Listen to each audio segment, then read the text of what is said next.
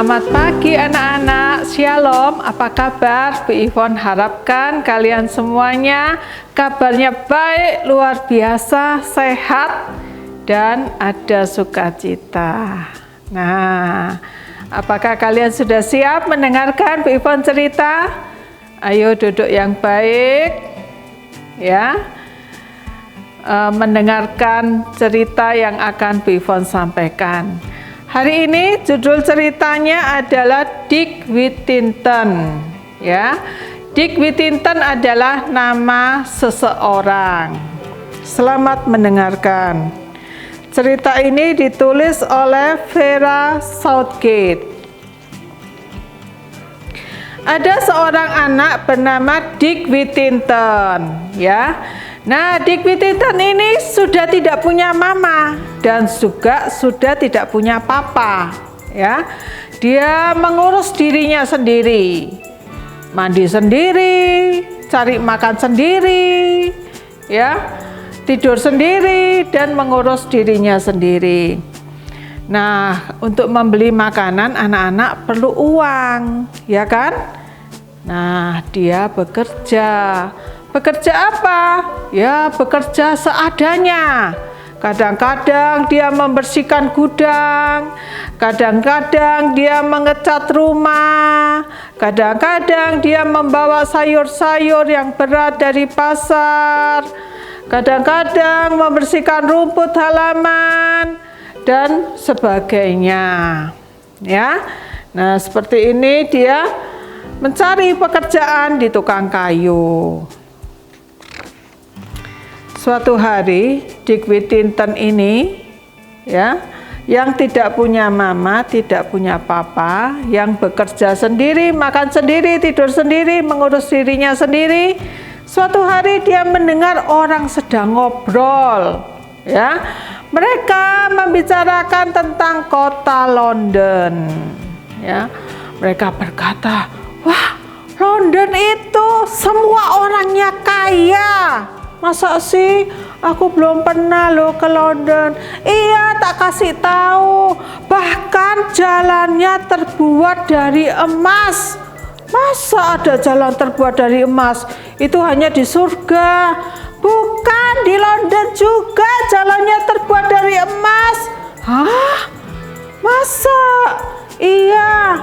Nah, anak-anak mendengar mereka berbicara seperti itu, Dick Whittington ingin pergi ke London, ingin melihat sendiri apakah jalannya terbuat dari emas, ya. Nah, Dick Whittington dia bertekad berjalan meninggalkan desanya dan dia pergi ke kota London. Padahal kota London itu jauh. Dia jalan kaki. Membawa apa anak-anak? Ini membawa bekal yang hanya sedikit, yang dibungkus kain, diikat, lalu ditenteng dengan sebatang kayu.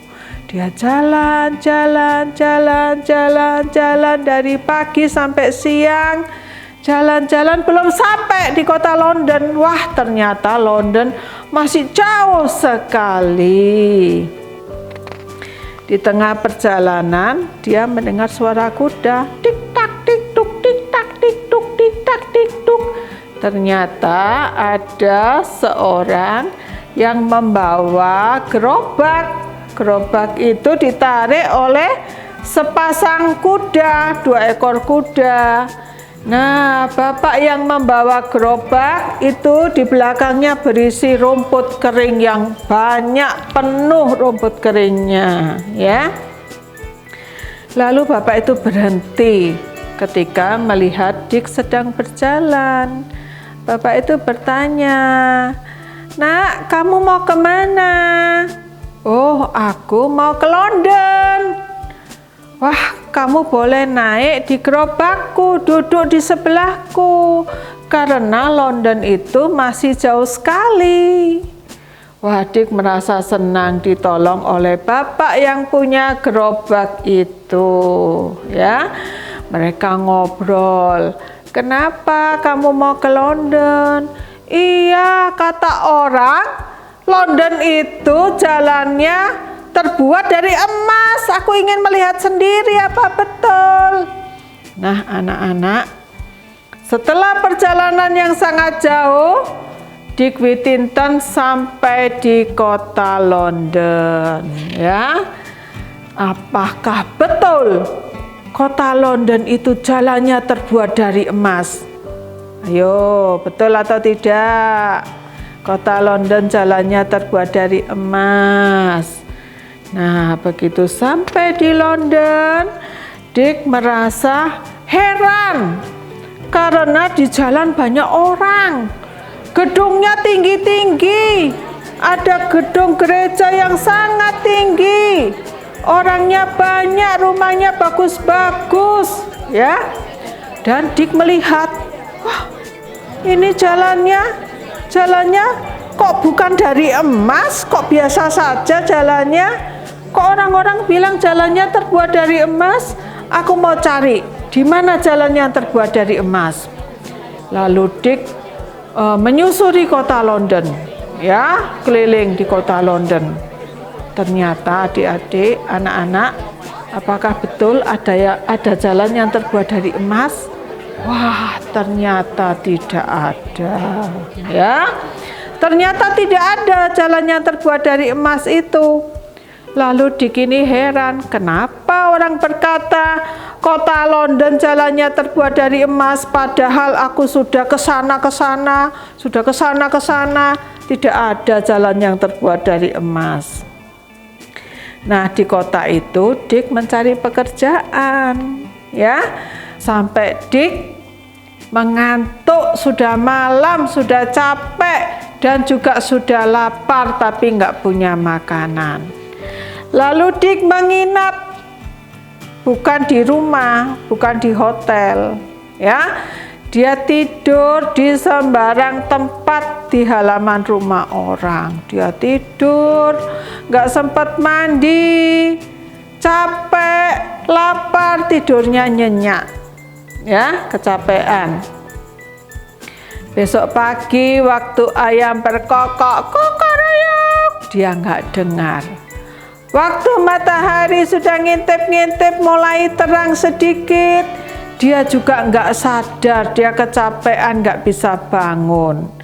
Lalu pembantu di rumah itu membuka pintu dan melihat Dick tidur di depan pintu rumah majikan, ya, rumah orang kaya. Dick dibanguni, ditendang Dick. Wah, Dick langsung kaget, langsung duduk. Kenapa kamu tidur di sini? Kamu tahu enggak ini rumahnya siapa? Terus Dick ketakutan, dimarah-marahin. Maaf ya, saya dari desa, saya ngantuk, capek, saya nggak tahu ini rumahnya siapa, saya tidur di sembarang tempat. Terus pembantu ini marahnya nggak selesai-selesai, suaranya keras, jahat sekali nih pembantu. Sehingga bapak orang kaya yang punya rumah itu keluar, ya. Tanya, kenapa sih pagi-pagi kok marah-marah? Ini ada anak tidur di depan pintu, tidur sembarangan. Rumah kita nanti jadi kotor, bau keringat. Lalu bapak itu bertanya, siapa namamu, nak? Nama saya Dick Whittington.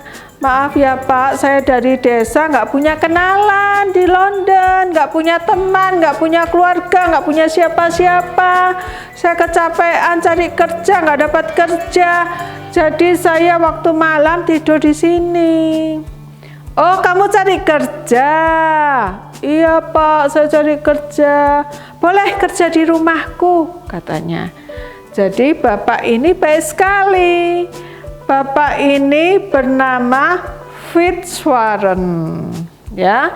Bapak Fitzwarren ini kaya, rumahnya besar, pembantunya banyak, ya. Dia adalah seorang bisnismen, kerjanya ke luar negeri, dia punya kapal yang besar, jualan barang keliling-keliling ke Perancis, ke Spanyol, ke Mesir, ke India, dan seterusnya. Nah, Bapak Fitzwarren ini ternyata tidak lama tinggal di rumah. Dia pergi lagi ke luar negeri, ya. Nah, begitu Bapak Fitzwarren pergi ke luar negeri, di rumah ada anaknya yang bernama Alice, anaknya perempuan hanya satu, dan pembantu, ya. Pembantunya itu jahat-jahat ternyata. Kalau ada Bapak Fitzwarren pura-pura baik, kalau Bapak Fitzwarren-nya sudah pergi, pembantunya jahat-jahat. Dik, iya, kamu sudah bersihkan kamar mandi? Sudah. Ayo bersihkan lagi, disikat lagi dindingnya, lantainya. Sudah. Disikat lagi. Terpaksa dikerja lagi, ya. Nah, nanti kalau Dik lapar, dia mau makan, ditanya, kamu sudah bersihkan rumput? Belum. Kamu bersihkan rumput dulu baru boleh makan. Tapi ini sudah siang, sudah lapar. Gak boleh makan dulu. Ayo bersihkan rumput dulu. Nah, sampai Dik itu sedih, dimarah-marah terus, ya. Sudah kerja, disuruh kerja lagi, waktunya makan, gak boleh makan. Untungnya Putri Alice ini, anak Bapak Fitzwarren ini, menghibur Dik. Dia selalu ramah, ya, baik kepada Dik, menghibur. Dik, nggak apa-apa, kamu kerja dulu, nanti baru makan ya, jangan sedih ya, jangan susah ya. Nah, Putri Alice ini baik seperti papanya, ya. Terus Dik kalau sudah malam masuk di kamar. Coba anak-anak lihat, ini di kamarnya ada apa? Ayo coba lihat, ada apa di kamarnya? Ada selimut. Ada apa lagi? Tempat tidur. Ada apa lagi? Ada bekalnya Dik yang bawa dari desa itu. Terus ada apa lagi?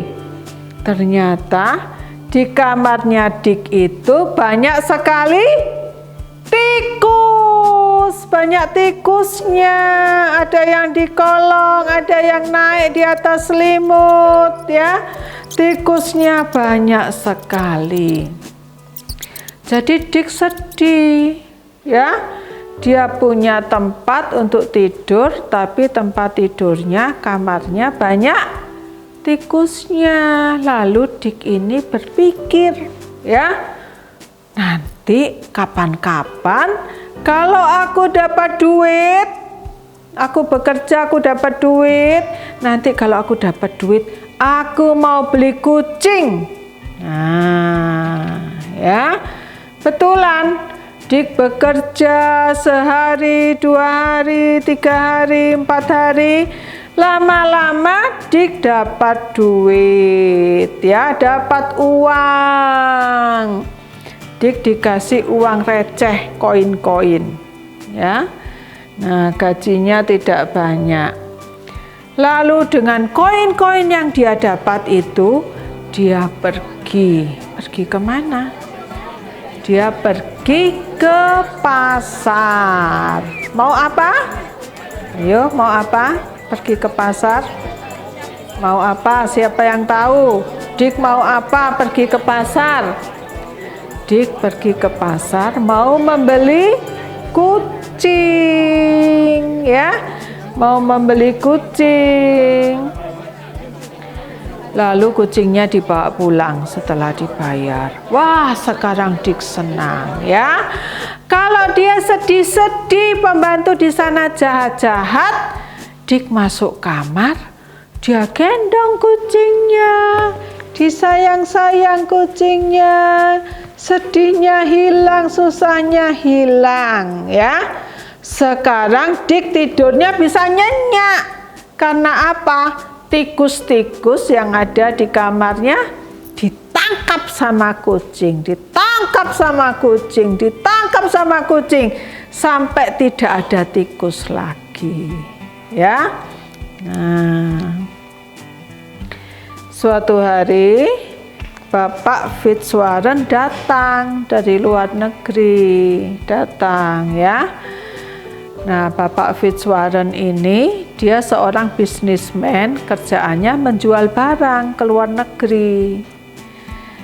Kalau dia mau pergi ke luar negeri, pembantunya dipanggil. Kamu mau titip apa? Ya, tukang masak sudah, tukang kebun sudah, tukang sapu sudah. Sekarang Dick dipanggil. Dick, kamu mau titip apa? Lalu Dicknya berkata, bos, sorry ya, maaf ya, aku nggak pernah bikin apa-apa. Aku itu di sini sibuk, repot, nggak pernah bikin apa-apa, kerja terus, nggak pernah bikin apa-apa, nggak bisa titip, katanya, ya. Tapi Putri Alice berkata, Dick, kamu bisa titip kucingmu itu loh, nanti dijual di luar negeri kucingmu itu. Oh ya? Iya. Lalu Dick titip kucing untuk dijual ke luar negeri, naik kapal kucingnya. Nah, sekarang Dick nggak punya kucing, ya. Dick sedih anak-anak, ya. Tikus-tikus mulai datang ke kamarnya. Nah, suatu pagi, pada waktu tukang masak belum bangun, tukang sapu belum bangun, tukang kebun belum bangun, Dick bangun pelan-pelan. Dia meninggalkan rumah Bapak Fitzwarren, ya. Dia pergi meninggalkan rumah itu, ya. Dia mau tidur di mana? Gak tahu tidur di mana. Mau makan apa? Gak tahu mau makan apa. Mau pergi kemana? Gak tahu mau pergi kemana. Pokoknya dia jalan, ya. Dia jalan sampai siang. Nah, pada waktu siang itu dia mendengar suara lonceng dari gereja.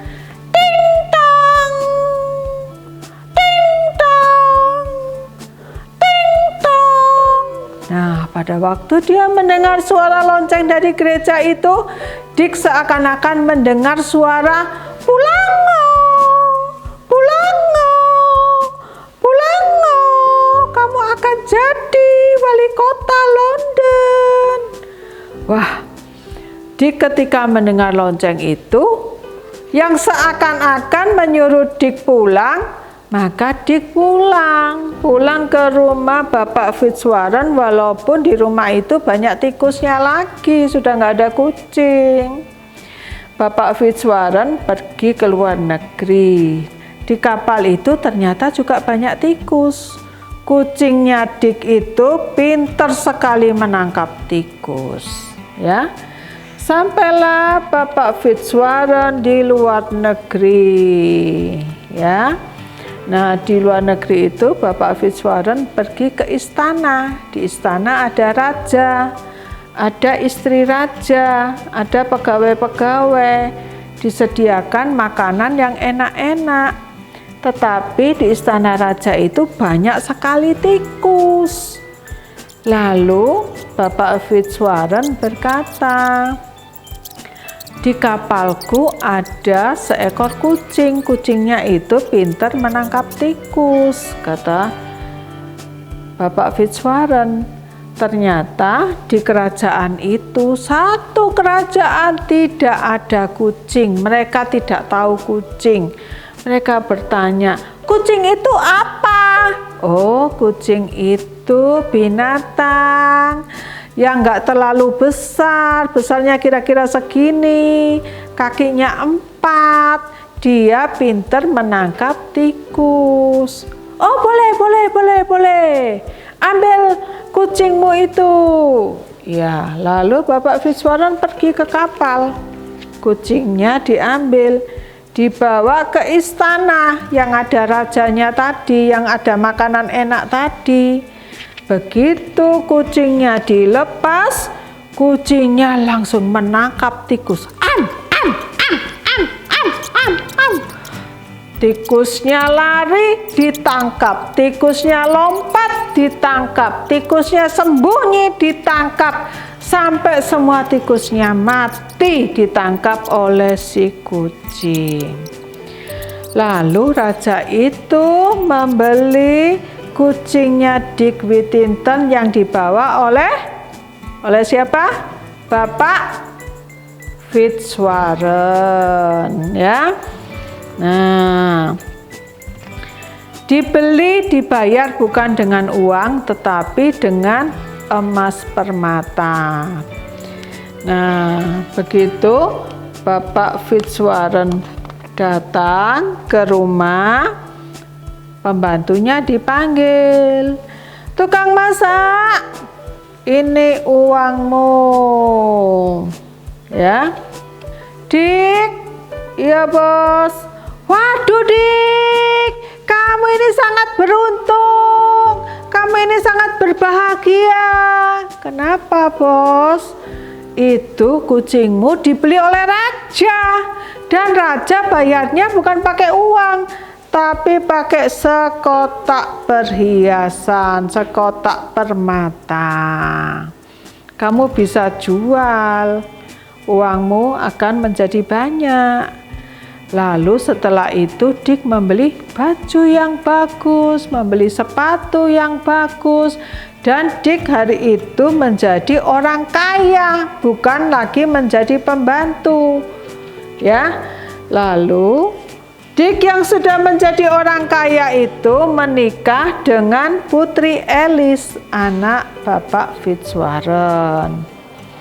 Setelah itu Dick juga menjadi bisnismen, orang yang berusaha, orang yang berdagang, ya.